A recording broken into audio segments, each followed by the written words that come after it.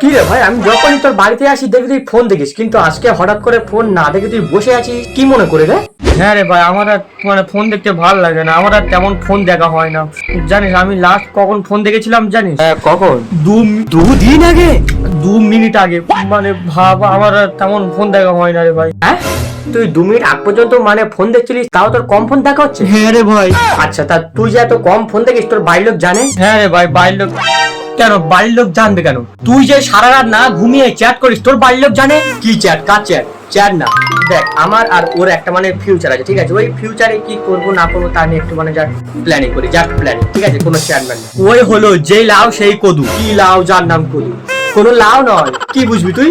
তোর তো কেউ নেই, কেননা তোর যোগ্যতা নেই, ঠিক আছে? তোর ভাই খুব যোগ্যতা, তুই কিন্তু ভাই যা যা যা যা, বেরো বেরো বেরো এখান থেকে, তুই বেরো। হ্যাঁ যাবো, কিন্তু শুক্রবার কি মনে আছে তো? শুক্রবার কি মনে করে দেখ।